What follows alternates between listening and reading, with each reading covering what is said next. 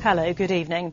An inquest heard that a commanding officer described as inspirational, who was killed on a routine patrol in Afghanistan, wanted more helicopters to support his troops.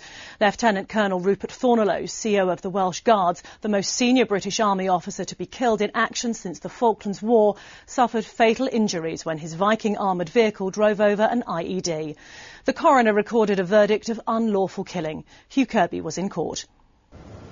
On July the 1st last year, Lieutenant Colonel Rupert Thorneloe was riding in a lightly armoured Viking vehicle at the head of a supply convoy because he wanted to see for himself what was happening on the ground. It was hit by a 20-kilogram improvised explosive device.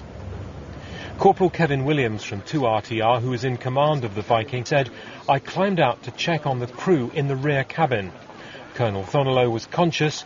I applied a tourniquet to his left leg, but shortly afterwards he lost consciousness. Then there were no apparent life signs." I'd just like to record our great appreciation for all the support we've had from the armed forces, but in particular his regiment, the Welsh Guards. Corporal Kevin Williams said that after examining Colonel Thorneloe, "I knew someone was missing. It took a couple of minutes to discover it was Trooper Joshua Hammond." The inquest was also told that prior to the attack, only the front section of the Viking had been reinforced with armour. The coroner asked about reports that Colonel Thorneloe had sent an email up the chain of command in early June stating he did not have enough helicopters. But Major Andrew Prescott Speed, second in command of 1st Battalion, the Welsh Guards, at the time of the attack, said a helicopter would not have been sent on this mission because the ground on both sides was held by the enemy. Both Lieutenant Colonel Thorneloe and Trooper Hammond were excellent soldiers.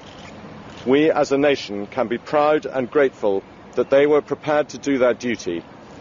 Wiltshire Coroner David Ridley said, "I have no doubt that the device was laid by the Taliban. Therefore, in the cases of Lieutenant Colonel Rupert Thorneloe and Trooper Joshua Hammond, I conclude they were unlawfully killed while on active service in Afghanistan."